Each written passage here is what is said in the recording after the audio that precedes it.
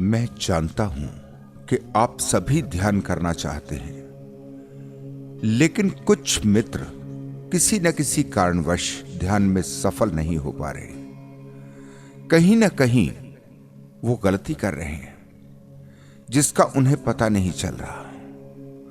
आज की वीडियो में कुछ ऐसा है जो आपको शायद और कहीं भी नहीं मिलेगा। इतने सरल तरीके से आज मैं आपको समझा रहा हूं ताकि छोटी छोटी मामूली सी विधियों को अपनाकर आप गहरे ध्यान में प्रवेश कर सकें। निश्चित ही ये सभी विधियां बहुत ही कारगर हैं। अगर आपने ठीक से आज के विषय को सुन लिया और समझ लिया तो आपके लिए ध्यान में प्रवेश करना एकदम आसान हो जाएगा। फिर कभी आपको कोई प्रश्न पूछने की जरूरत नहीं पड़ेगी।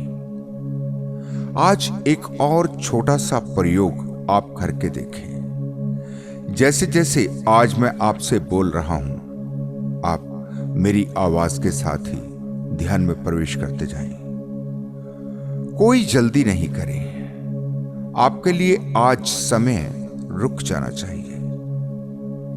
आज की वीडियो को आप तभी सुने जबकि आपके पास पर्याप्त समय हो, जब आप पूरी तरह से ध्यान के भाव से भरे हों। इस विषय को आप बार बार सुने और इस पर ध्यान के प्रयोग करें। फिर जो भी होगा वो आप स्वयं ही जान लेंगे। आज का विषय उन सब मित्रों के लिए तो है ही जो नए हैं, लेकिन विशेष रूप से आज का विषय उनके लिए है जो ध्यान पहले से ही कर रहे हैं लेकिन सफल नहीं हो पा रहे। उनकी हालत ठीक ऐसी है जैसे कभी कोई पक्षी किसी कमरे में फंस जाता है, फिर बाहर निकलने के लिए बहुत संघर्ष करता है, जबकि कमरे के दरवाजे और खिड़कियां सभी खुले हैं। बाहर निकलने के बहुत रास्ते हैं लेकिन वो निकल नहीं पाता। ऊपर ही ऊपर उड़ता रहता है। दरवाजे और खिड़कियां नीचे हैं लेकिन वो नीचे देख ही नहीं पाता। उसकी हमेशा की आदत है ऊपर उड़ना। उसकी कोशिश में कोई कमी नहीं, लेकिन फिर भी सफल नहीं हो पाता। आप ध्यान करते हैं, बहुत जोर लगाते हैं कि कुछ समय के लिए आप निर्विचार हो जाएं, लेकिन जितना ज्यादा संघर्ष करते हैं उतने ही ज्यादा विचार आपको परेशान करते हैं। ठीक उसी तरह जैसे वो पक्षी जितना ज्यादा ऊपर उड़ता है उतना ही बाहर निकलने के रास्ते से चूक जाता है। ध्यान की कोशिश करना, ध्यान के लिए संघर्ष करना ही बाधा बन जाता है। ध्यान तो वही है जहां आपके सारे प्रयास समाप्त हो जाते हैं। जब मैं आपके प्रश्नों को देखता हूं तो आपके साथ क्या समस्या आ रही है ये मुझे समझ में आती है। इससे यह भी पता लगता है कि कितने मित्रों का ध्यान सफल हो पा रहा है और कितने मित्र हैं जो भी भटक रहे हैं। अच्छी बात यह है कि आज बहुत से मित्र ध्यान में सफल हो रहे हैं, लेकिन अभी भी बहुत से मित्र ऐसे भी हैं जो केवल अपने ही प्रयासों के कारण लगातार असफल हो रहे हैं और निराश हो रहे हैं। फिर कुछ ऐसे भी हैं जो कि ध्यान के नाम पर जो भी कर रहे हैं उसी को ध्यान मानकर बैठ गए हैं। जो ध्यान के समय थोड़ी सी शांति अनुभव होती है, उन्हें लगता है कि ध्यान में बस यही मिलता है। वो केवल एक बूंद से ही संतुष्ट हो रहे हैं। यहां सागर भी है इसका उन्हें ख्याल ही नहीं आता। आज सभी मित्रों से मैं कहना चाहता हूं कि अगर आप ध्यान कर रहे हैं तो सबसे पहले अपने ध्यान की जांच कर लें। जो परिणाम ध्यान से जीवन में मिलने चाहिए क्या वो आपको मिल रहे हैं? अगर मिल रहे हैं तो आप बिल्कुल सही मार्ग पर हैं। लेकिन अगर नहीं मिल रहे तो कहीं ना कहीं ध्यान में गलती हो रही है। आपको ध्यान की शुरुआत फिर से करनी पड़ेगी। अपने ध्यान की जांच कैसे करनी है? वो कौन से परिणाम हैं जो आपके जीवन को बदल देते हैं? नई शुरुआत कैसे करनी है? कैसे अपनी साधना के मार्ग को सही करना है? आज इसी विषय को सरल तरीके से समझने की कोशिश करेंगे।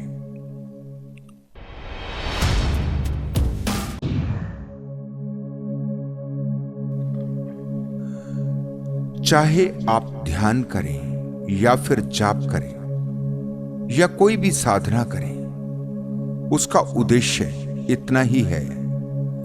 जब भी आप चाहें अपने विचारों को बाहर फेंक सकें, आप निर्विचार हो सकें। इस निर्विचार अवस्था को भी ठीक से समझना जरूरी है। इसका यह अर्थ बिल्कुल नहीं है कि कभी आपके मन में कोई विचार आ ही नहीं सकता। विचार के बिना तो जीवन ही नहीं चल सकता। लेकिन आप जरा अपने विचारों को देखें, वो व्यर्थ के विचार हैं। जाने कहां कहां आपका मन भाग जाता है। जिन लोगों का, जिन बातों का आपसे कोई भी दूर दूर तक का संबंध नहीं होता, उसे भी मन सोचने लगता है। बेकार की ऊर्जा 24 घंटे नष्ट हो रही है। इसका परिणाम यह होता है कि जब कभी आप किसी विशेष विचार को सोचना चाहें तो उसे सोचने के लिए आपके पास बहुत ही कम ऊर्जा बचती है। मन को केवल ध्यान के माध्यम से ही काबू किया जा सकता है। आप जो विचार करना चाहें, जिसकी आपको जरूरत हो, केवल वही विचार आप करें। जैसा कि मैं हमेशा आपसे कहता हूं कि किसी तरह आप अभी और यहीं की अवस्था में आ जाएं। ध्यान आपकी एक एक्सरसाइज की तरह है, जिसमें हम अपने मन को आदेश दे सकते हैं। अगर मन फालतू में भौंक रहा है तो हम आदेश दे सकें, मन को कह सकें कि चुप। ये प्रक्रिया ठीक इसी तरह है जैसे किसी घोड़े को साधना होता है। जंगली घोड़ा कभी भी आपको अपनी पीठ पर नहीं बैठने देगा। वो हमेशा ही आपके लिए खतरनाक है। वो कभी भी आपको मार सकता है, लेकिन सधने के बाद वो हमेशा आपकी आज्ञा का पालन करता है, बल्कि हर जगह आपकी रक्षा करने के लिए तत्पर है। मन ठीक उसी बेलगाम घोड़े जैसा है। ध्यान कोई आधे घंटे या 1 घंटे की प्रक्रिया नहीं है। ध्यान तो 24 घंटे की प्रक्रिया है। लेकिन ध्यान साधने के लिए ठीक वैसे ही जैसे घोड़े को 24 घंटे नहीं साधा जाता। हर रोज एक निश्चित समय होता है उसकी प्रैक्टिस का। लेकिन जब वो सध जाता है तो हमेशा के लिए सध जाता है। फिर उसे रोज रोज साधने की कोई जरूरत नहीं। एक बार कमांड में आ गया तो बस काम हो गया। ध्यान का अर्थ है मन के घोड़े को लगाम डालना। फिर जिस दिशा में आप उसे ले जाना चाहें, वो उसी दिशा में जाए। इसलिए मैं कहता हूं कि जब आप अपने मन को वश में कर लेते हैं तो आपको हर रोज के ध्यान की कोई आवश्यकता ही नहीं। आप जो भी करते हैं, आप हमेशा पूरे ध्यान में होते हैं। फिर ये बात ही नहीं कि आप कितना समय ध्यान करते हैं, ये बात ही फिजूल हो जाती है। अब बात उल्टी है। जब कभी आप ध्यान से बाहर हो जाते हैं, जब आपको कभी आपकी इच्छा के विरुद्ध क्रोध आ जाता है, जब कभी आपका नियंत्रण खोता है, तब आपको पता चलता है कि कुछ समय ऐसा आया जिसमें आप अपने ध्यान से भटक गए। जैसे ही ये ख्याल आता है, आप तुरंत अपने ध्यान में दोबारा प्रवेश कर जाते हैं। आपने पूरा जीवन भी ध्यान किया हो, लेकिन उसका अगर आपके जीवन पर प्रभाव नहीं पड़ा तो वो सारा ध्यान व्यर्थ गया। लेकिन अगर धीरे धीरे आपका जीवन बदलने लगा, जब आपको पता चलने लगा कि आप पहले कैसे व्यक्ति थे और अब कैसे हो गए हैं, तभी ध्यान अपने सही मार्ग पर है। फिर चाहे आपने इसे किसी भी साधना से पाया हो, उससे कोई फर्क नहीं पड़ता। आपका उद्देश्य पूरा हो गया, इतना पर्याप्त है। जीवन का रूपांतरण ही एकमात्र प्रमाण है। ध्यान की शुरुआत कैसे करें? चाहे नई शुरुआत करनी हो या फिर ध्यान असफल हो रहा हो, तो सबसे पहले तो बिल्कुल भी जल्दी नहीं करें। जितना ज्यादा धैर्य आप में होगा, उतना ही ध्यान की सफलता निश्चित है। अगर ध्यान में सफलता नहीं मिल रही, तो सबसे पहले तो थोड़ा विराम आपको देना होगा। कम से कम 10 दिन तक जो भी ध्यान आप कर रहे हैं, उससे बाहर हो जाए। 10 दिन कोई ध्यान नहीं करना। 10 दिन तक अपने होश को जगाने की कोशिश करनी है। अपनी सभी पूर्व धारणाओं से मुक्त होना है। अगर आप कोई पूजा पाठ भी करते हैं, तो इसे भी ऐसे नहीं करना जैसे अभी तक आप करते आए हैं। इसे भी पूरे होश में भरकर करना है। आप क्या कर रहे हैं, जरा देखना है अपने को। जहां आप हैं, मन वहीं मौजूद रहे। 10 दिन केवल अभी और यहीं के प्रयोग को करना है।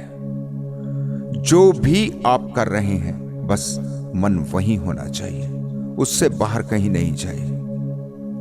जैसे ही मन कहीं और भटके, जैसे ही इसका पता चले, आप तुरंत वापस मन को वहीं ले आए। अपने बोलने में भी आप होश रखें। जितना जरूरी हो, केवल उतना ही बोलें, कम से कम बोलें। इन 10 दिनों के लिए आप ध्यान का संगीत हमें व्हाट्सएप करके ले सकते हैं। जब भी आपके पास समय हो, आप मौन होकर बस केवल संगीत को सुने। बस सिर्फ सुनना है। आधे घंटे के संगीत को जैसे भी आप ज्यादा से ज्यादा सहज हो, चाहे बैठकर तो चाहे लेटकर, बस सुनते रहें। अगर संगीत सुनते सुनते आपको नींद आ जाए तो बहुत अच्छा है। आप इसकी फिक्र बिल्कुल ही छोड़ दें। जब आप सोने के लिए जाएं, तो बहुत अच्छा होगा कि आप संगीत को सुनते सुनते ही नींद में गहरे प्रवेश कर जाएं। नींद आने से एकदम पहले जो भी भाव आपके मन में होता है, वही आपके सपनों का कारण बनता है। वही आपकी नींद की गुणवत्ता कैसी होगी, इसका निर्णय करता है।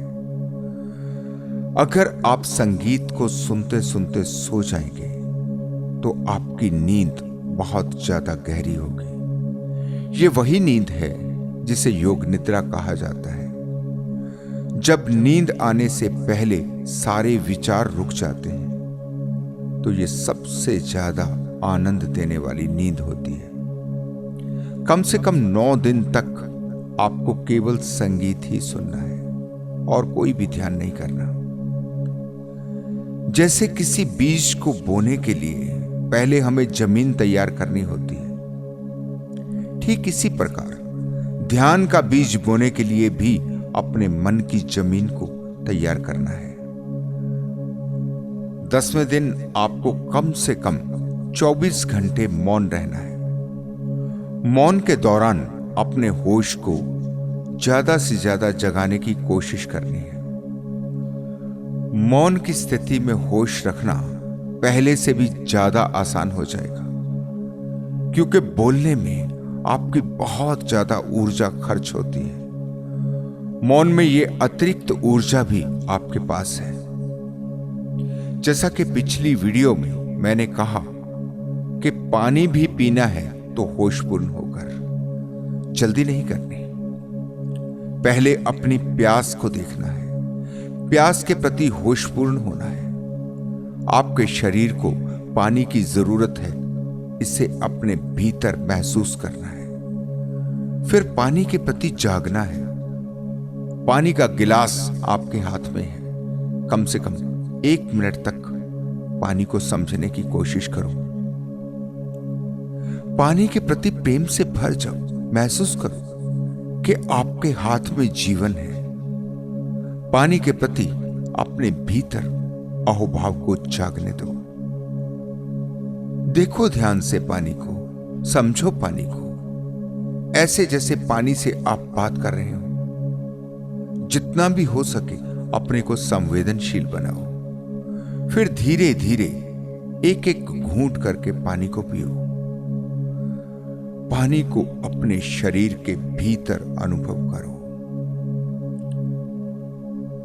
दिन में कम से कम 2 बार 15-15 मिनट के लिए अपनी सांस को देखना शुरू करो, चाहे बैठकर तो चाहे लेटकर।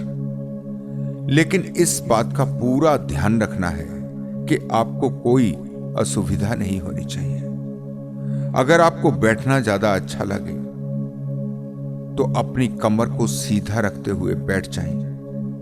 अगर लेटकर करना चाहें तो पीठ के बल बिल्कुल सीधा लेट जाएं और अपने शरीर को बिल्कुल ढीला छोड़ दें। अपनी पलकों को भी बिल्कुल ढीला हो जाने दें, इतना ढीला कि वो अपने से ही बंद हो जाए। ध्यान रहे कि आपने आंखें बंद करने का कोई प्रयास नहीं करना। जैसे ही आप बिल्कुल ढीला छोड़ देंगे तो वो अपने से ही बंद हो जाएंगे। बिल्कुल भी जोर नहीं लगाना। जो होता हो अपने से ही होने दें। अभी आपको कुछ भी करने से बाहर होना है। बस आप सांस ले रहे हैं। सांस को बिल्कुल धीमा कर लें। सांस को गहरा करें, लेकिन गति बिल्कुल ही धीमी हो जाने दें। सबसे पहले अपने नाक पर, जहां से सांस अंदर जा रही है, वहीं पर अपनी सांस को देखना है और बहुत अच्छे से उसे अनुभव करना है।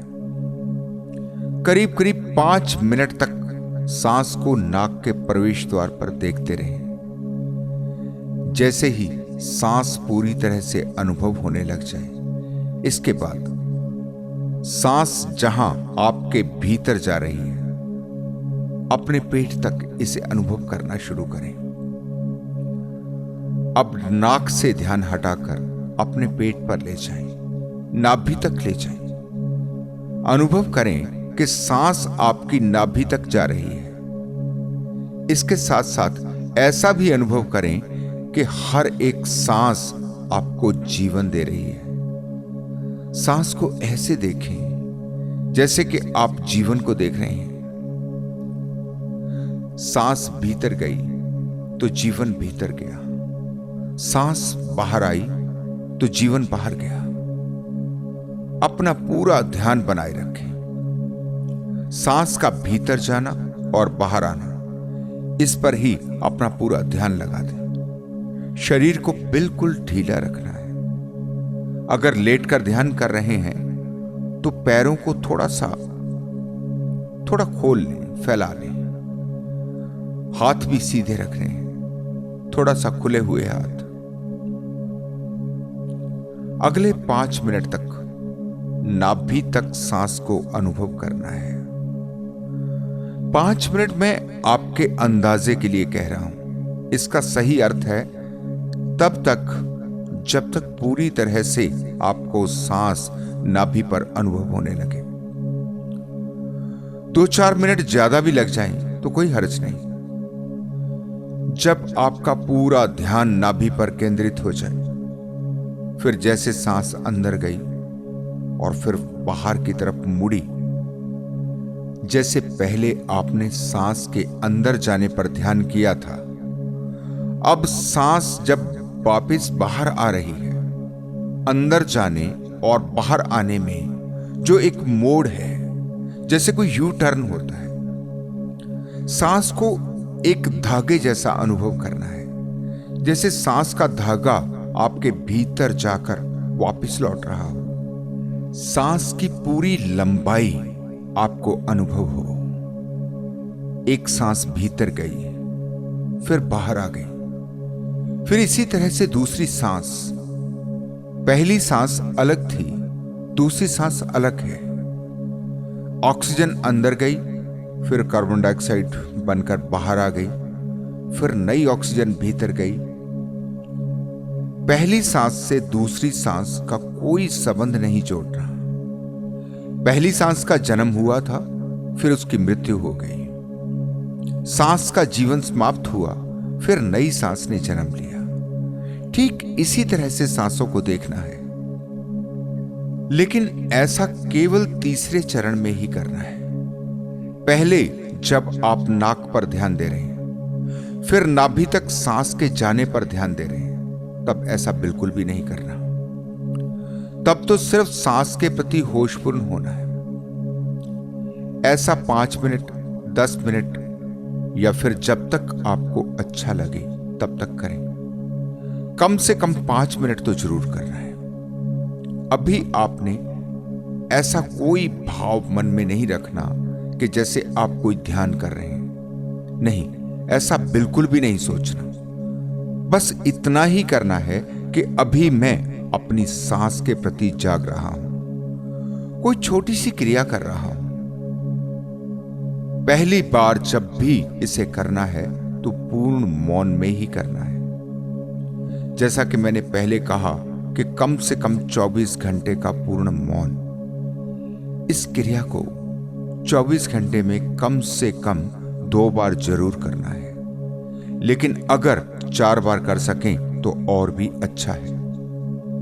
एक बात का और ध्यान रखना है, इसे बहुत ज्यादा लंबा नहीं करना, ज्यादा से ज्यादा 40 मिनट। एक बार का समय 1 घंटे से कम होना चाहिए, आधा घंटा भी पर्याप्त है। भागना नहीं है, बिल्कुल सहजता से चलना है। यहां पूरी संभावना है कि आपके विचार रुकने लग जाएंगे। आपने विचारों को रोकने की कोई कोशिश नहीं की, बस अपने से ही रुक जाएंगे। विचारों को रोकने की कभी भी छोटी सी भी कोशिश नहीं करनी। अगर विचार नहीं रुक रहे तो उनके साथ कोई संघर्ष नहीं करना। यह बहुत जरूरी है, इसे ठीक से समझ लें। अगर विचार आ रहे हैं तो आप चुपचाप अपने विचारों को देखते रहें। विचार आ रहे हैं, जा रहे हैं, ठीक उसी तरह से जैसे आप किसी रास्ते पर खड़े होकर ट्रैफिक को आते जाते देखते हैं। न तो विचारों को सहयोग करना है, ना ही उनका विरोध करना है, बस केवल दृष्टा बने रहे। विचार हैं और आप हैं। आप जैसे दूर खड़े होकर उन्हें देख रहे हैं। न किसी विचार को अच्छे के तरीके से देखना है, ना ही बुरे के तरीके से। बस ये केवल विचार है, ना अच्छे हैं ना ही बुरे हैं। आप अलग हैं, विचार अलग है। अगर आपने कभी ऐसा सोचा कि कितना धार्मिक विचार है या कितना बुरा विचार है, बस काम खराब हो गया। अब आपने उस विचार के साथ अपना जुड़ाव बना लिया, फिर उसी से कितने ही और विचारों का जन्म हो जाएगा। इसलिए अपने को अलग करके देखना है। आप विचार नहीं हैं, आप विचार के प्रति निर्णायक भी नहीं है। ऐसे देखना है जैसे आप किसी दूसरे ही व्यक्ति के विचारों को देख रहे हो। आपको किसी दूसरे के विचारों से कुछ लेना देना नहीं। पहले ही दिन से आपको पता चल जाएगा कि आप बिल्कुल सही रास्ते पर हैं। अगर ठीक से सांस को देखने का प्रयोग किया तो आपको साफ साफ कुछ भीतर बदलता हुआ अनुभव होगा। पहले दिन आपका मौन था। अगले दिन अपने नॉर्मल जीवन के साथ आपने यही प्रयोग कम से कम 2 बार दिन में जरूर करना है। अब मौन की जरूरत नहीं। पहले दिन मौन की जरूरत इसलिए थी ताकि आप ज्यादा से ज्यादा संवेदनशील हो सके। आप सफल हो रहे हैं, इसे आसानी से आप अनुभव कर पाए। फिर 7 दिन बाद दोबारा से 1 दिन का मौन रखें। ठीक वही पहले वाली प्रक्रिया को दोहराना है। मौन वाले दिन आपको जितना हो सके अपने होश को जगाए रखना है। जब आप नहाएं, जब आप खाना खाएं, खाना भी उतना ही लेना है जितना आपके लिए आवश्यक हो, बल्कि आवश्यकता से कुछ कम ही लेने की कोशिश करें। जैसे आपने पानी के साथ किया, ठीक वही सब खाने के साथ भी करना है। अपनी भूख को अपने भीतर अनुभव होने दें। फिर अपने खाने के प्रति जागें। यह भी आपको जीवन दे रहा है। इसके प्रति भी आप अहोभाव से भरें। इसका प्रयास नहीं करना, वो अपने से ही हो जाएगा। जब आप अपनी भूख के प्रति जागेंगे तो खाने की आपके जीवन में क्या विशेषता है ये ठीक से आपको समझ आएगा। फिर कुछ नहीं करना होगा। अपने से आपका मन खाने के प्रति प्रेम और अहोभाव से भर जाएगा। जितना जितना आप होश को जगाते जाते हैं उतने ही आप संवेदनशील बनते जाते हैं, और जितने ज्यादा आप संवेदनशील बनोगे उतना ही चारों तरफ से आप पर ज्ञान बरसने लगेगा। आप अपने भीतर धीरे धीरे एक आनंद को अनुभव करने लगेंगे। एक ऐसा आनंद जिसे आज से पहले आपने कभी भी नहीं जाना। आज तक आपने जितने भी आनंद जाने हैं वो सब नीरस दिखाई पड़ेंगे। वास्तव में वो सभी आनंद के भ्रम थे। पहली बार आपने आनंद के स्वाद को जाना है। एक अजीब सी मस्ती आपके भीतर भरने लगती है, जबकि यही ध्यान है, लेकिन आपको इसे ध्यान जैसा नहीं समझना। नहीं तो फिर ध्यान लगा था, नहीं लगा था, आप इसी में उलझ जाएंगे। कोई आशा नहीं रखें। ध्यान से क्या होगा, ध्यान में कैसा अनुभव होगा, ऐसी कोई भी जिज्ञासा नहीं। आपने बस इतना ही समझना है कि इससे कुछ भी नहीं होगा। कुछ ही दिनों में जब आपकी सारी जिज्ञासा शांत होने लगेगी, तभी आपको ध्यान के परिणाम मिलने लगेंगे। हर किसी को अलग अलग तरह के अनुभव हो सकते हैं। ये अनुभव एक जैसे कभी नहीं होते, क्योंकि ये आपके मन से ही प्रभावित होते हैं। किसी को खाली आकाश दिखाई पड़ सकता है, किसी को रोशनी जैसा प्रतीत होगा, किसी को जंगल जैसा, तो हो सकता है किसी को कोई रंग। आपको क्या अनुभव होगा ये तो आप ही देख पाएंगे, आप ही जान पाएंगे। फिर आपका बहुत मन करेगा कि आप किसी के साथ अपने अनुभव को साझा करें। ध्यान रखें, ऐसा आपको बिल्कुल भी नहीं करना है, क्योंकि जैसे ही आप अपने अनुभव को दोहराएंगे, पहली बात तो आप उसे कह ही नहीं सकते। अगर कहेंगे तो आपको किसी कल्पना का सहारा लेकर ही कहना पड़ेगा। जैसे आप कहेंगे कि कुछ कुछ ऐसा अनुभव हुआ, वो बहुत सुंदर अनुभव था, ना तो आप अनुभव को बता पाएंगे ना उसके आनंद को। यहीं आप उस अनुभव से प्रभावित हो जाएंगे जो आपके आगे के रास्ते की रुकावट बन जाएगा। फिर आप अगले दिन भी प्रयास करेंगे कि वही अनुभव आपको दोबारा हो। अब आप ही नहीं जानते कि वो क्या अनुभव था। वो तो जो भी था अपने से ही था। आप तो उसे ठीक से याद भी नहीं कर पाएंगे। यही आप सत्य से भटक कर एक झूठ में, एक कल्पना में जाने लगेंगे। तब सब किए धरे पर पानी फिर जाएगा।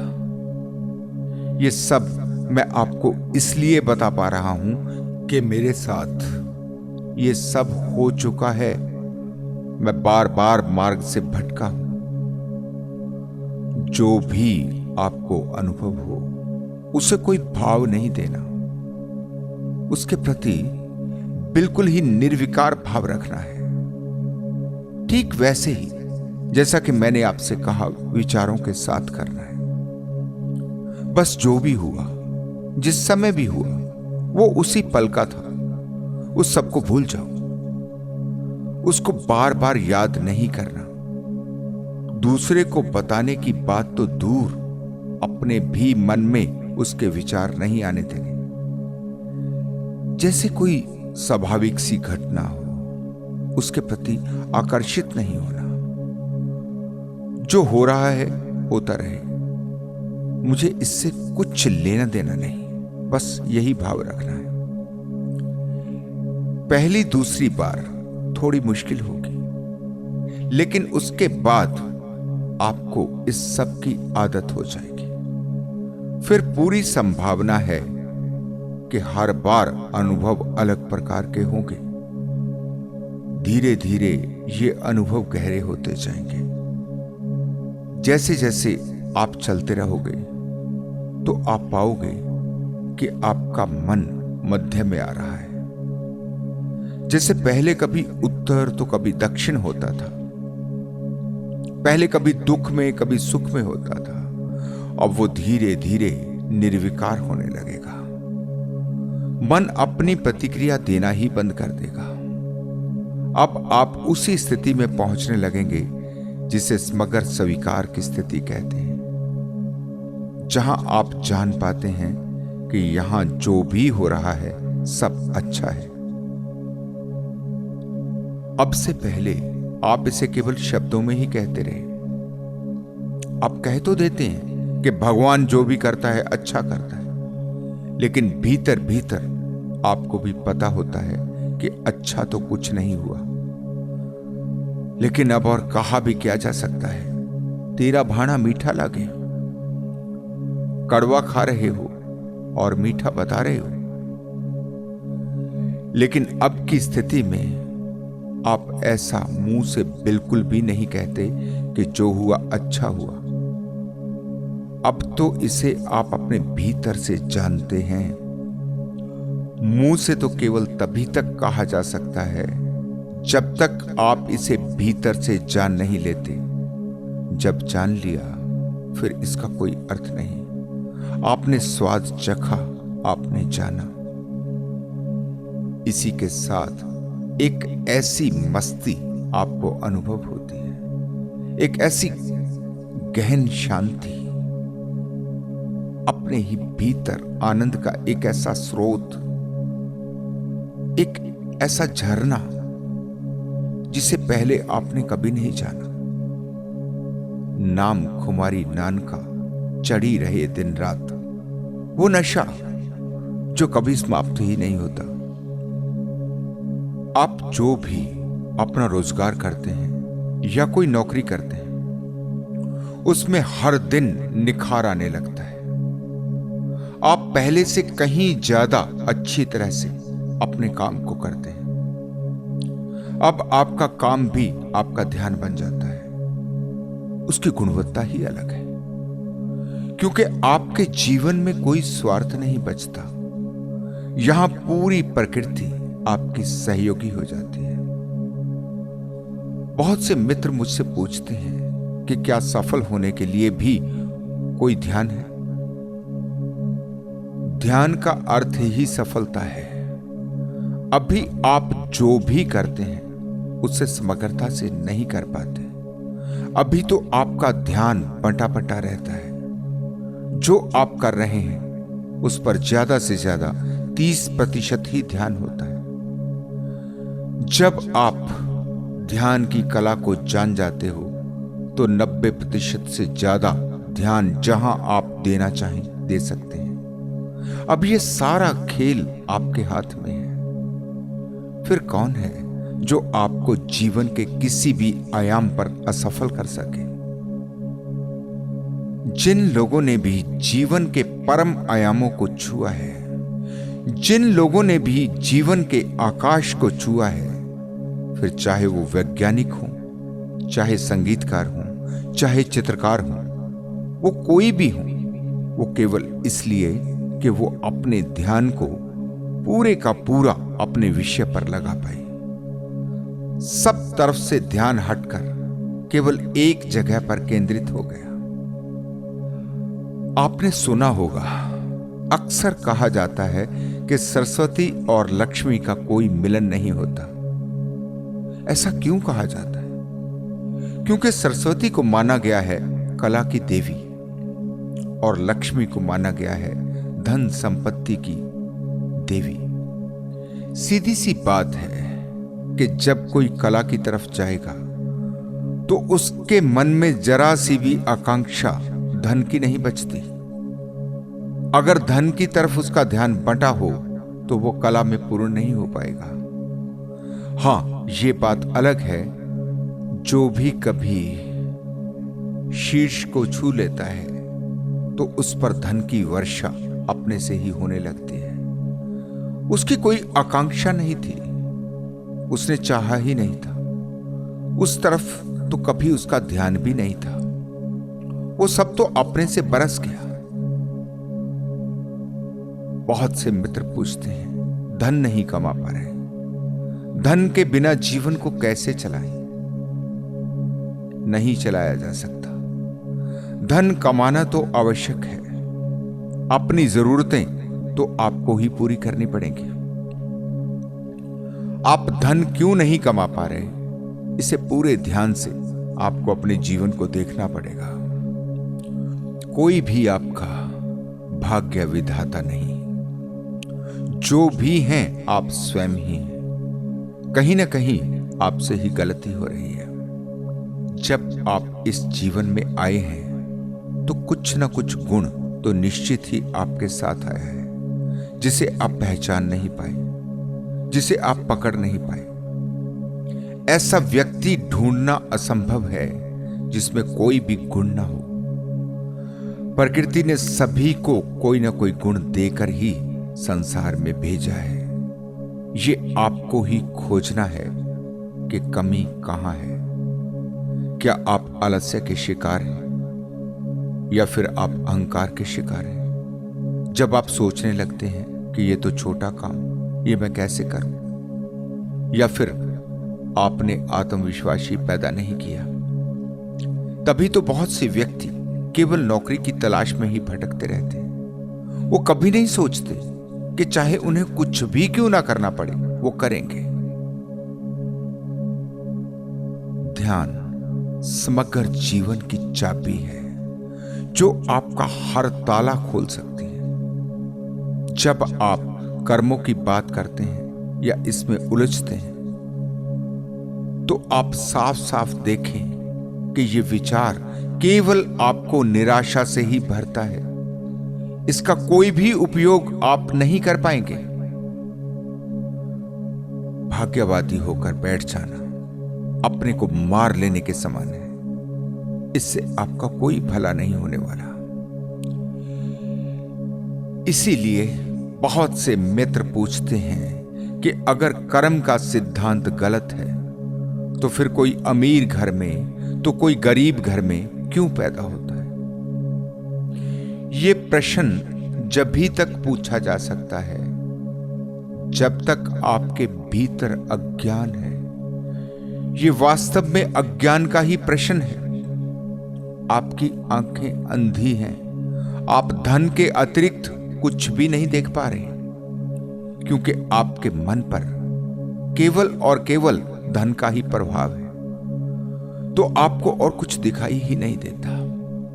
आप नहीं देख पाते कि जो बहुत ज्यादा धनी है तो क्या वो आनंदित भी हैं, या फिर उनका जीवन दुखों से भरा है। जितना गहरे जाओगे तो आप पाओगे कि गरीब के उतने दुख नहीं होते जितने के अमीर के होते हैं। लेकिन इसका ये अर्थ भी मत समझ लेना कि धन आपके दुखों का कारण बनता है। ऐसा बिल्कुल भी नहीं है। धन तो सुख देता है, लेकिन आपका मन ही आपके लिए दुख निर्मित कर देता है। धन कभी दुख नहीं बनता। आपका लालच, आपकी और ज्यादा कमाने की लालसा, आपका धन के प्रति मोह, आपका आकर्षण ही आपके दुखों का कारण है।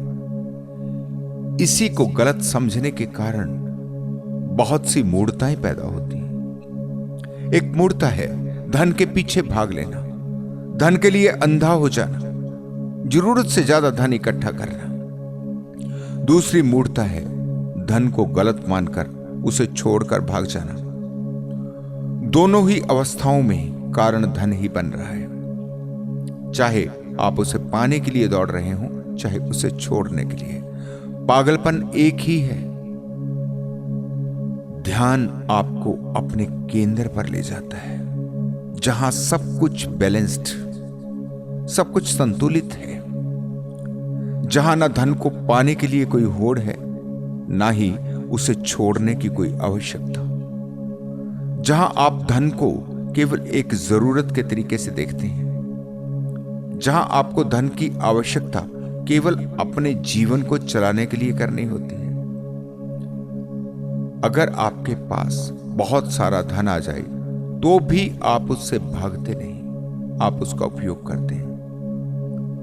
लेकिन आपका उससे कोई जुड़ाव नहीं बनता, उसके प्रति कोई मोह नहीं पैदा होता। आपका हृदय प्रेम से भरा होता है। आप होशपूर्ण तरीके से इसे खर्च करते हैं। उसे इकट्ठा करते जाने की कोई भी भावना आपके भीतर जन्म नहीं ले सकती। आज आपके पास धन है तब भी आप आनंदित हैं। कल अगर यह धन चला जाए तो भी आप उतने ही आनंदित रहेंगे। रत्ती भर भी फर्क नहीं पड़ेगा। आपके आनंद पर धन कोई प्रभाव ही नहीं डालता। आनंद का धन से कुछ लेना देना ही नहीं, वो बात ही अलग है। परमानंद के यही अर्थ हैं, जिस आनंद का कोई कारण नहीं, जो बस अपने से ही है, किसी दूसरी चीज पर जिसकी नींव नहीं टिकी। अगर कोई आनंद किसी कारण से है तो वो केवल आनंद का भ्रम है। जैसे कोई शराब पीकर आनंदित हो जाए, तो कोई किसी सुंदर महिला पुरुष से आनंदित हो जाए, कोई धन से, कोई पद से, ये कहीं से भी आनंद नहीं है। जिसे जब कभी असली आनंद मिल जाता है तो ऐसे थोथे आनंद उसे कभी भी भटका नहीं सकते। ध्यान से जब आपका मन संतुलित होता है तो आपकी आज तक की सारी धारणाएं गिर जाती हैं। इसी को कहते हैं जीवन का रूपांतरण। इसी का अर्थ है आपके लिए सारी सृष्टि का बदल जाना, क्योंकि आपकी आंख बदल गई, आपका नजरिया बदल गया। कल तक जो रंग दिखाई देते थे वो निर्जीव थे, आज हर रंग में जीवन भर गया, जीवंत हो गए। आपके लिए पूरी सृष्टि मनमोहक हो गई। उस आनंद के आगे आपके पैसे के आनंद की क्या औकात है। पैसा है तो भी ठीक है, नहीं है तो भी कोई फिक्र नहीं। बहुत छोटी सी कोशिशों से कोई भी अपनी जरूरतों के लिए धन पैदा कर सकता है, उसमें कोई मुश्किल नहीं आती। ध्यान से ज्यादा आसान और कुछ भी नहीं है, लेकिन इसका पता तब चलता है जब आप ध्यान को उपलब्ध हो जाते हो। इससे पहले तो मुश्किल ही दिखाई पड़ता है। इसे कोई कितनी भी कोशिश करे, इसे कहा नहीं जा सकता। इसका तरीका क्या है? बहुत मुश्किल, कहा ही नहीं जा सकता। फिर भी जितनी हो सकती है मैं उतनी कोशिश करता हूं। बस इतना ही स्मरण रखना है कि ध्यान के पीछे भागना नहीं। ये कोई वस्तु नहीं जिसे आप संघर्ष से पा सकें। ये तो बहुत ही नाजुक, बहुत ही कोमल है। जरा सा भी छू दिया तो काम खराब हो जाएगा। इसलिए मैं बार बार कहता हूं कि इसके प्रयास नहीं करने, बस अपने को शांत कर लेना है और इससे कोई उम्मीद नहीं करनी, कोई आशा नहीं करनी। ध्यान नहीं घट रहा, क्यों नहीं घट रहा, ऐसा कोई प्रश्न कभी किसी से भी नहीं करना। ये प्रश्न ही बाधा बन रहा है। इसे जरा देखें और समझें। ध्यान के इतने ही आयाम नहीं है। अभी तो अपने मन को वश में किया है, इसके साथ साथ बहुत कुछ और भी करना है। अपनी अगली वीडियो में मैं बात करूंगा आपके रोजमर्रा के काम को आपने कैसे करना है। आपने पेड़ पौधों के साथ, पशु पक्षियों के साथ कैसे अपने संबंध निर्मित करने हैं। आकाश और चांद तारों के साथ कैसे जुड़ना है। ये सभी ध्यान की ही प्रक्रियाएं हैं। आज सभी मित्रों को जिनको के ध्यान के परिणाम नहीं मिल पा रहे हैं, उन्हें मैं कहना चाहता हूं कि डरे नहीं, पूरी निडरता से नए नए प्रयोग करें। यहां कुछ भी ऐसा नहीं जो आपको कोई भी नुकसान पहुंचा सके। सब कुछ बिल्कुल ही सुरक्षित है। जैसे बहुत बार पूछा जाता है कि अगर ध्यान में गहरे चले गए तो वापस कैसे लौटेंगे। यह प्रश्न भी केवल तभी तक पूछा जा सकता है जब तक आप ध्यान में गहरे प्रवेश नहीं करते। जैसे ही करते हो तो यह प्रश्न ही समाप्त हो जाता है। ध्यान में प्रवेश का अर्थ है पूरी सृष्टि के साथ एक हो जाना, पूरी सृष्टि के संगीत से अपने स्वर को मिला देना। इसमें डरने की कोई बात ही नहीं।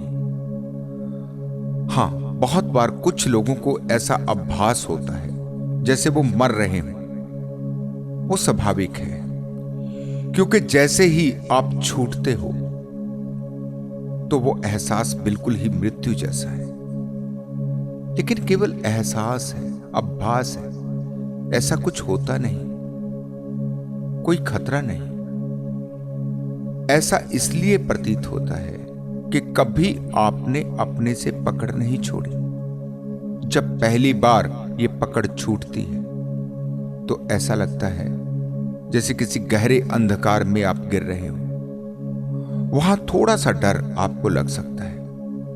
बस एक ही बार आपके साथ ऐसा होगा, जैसे आप जब कभी पहली बार किसी ऊंचे झूले पर बैठते हैं तो जैसे ही झूला अपनी पूरी ऊंचाई पर जाकर नीचे को आने लगता है तो आपको ऐसा लगता है जैसे आप गिर रहे हैं।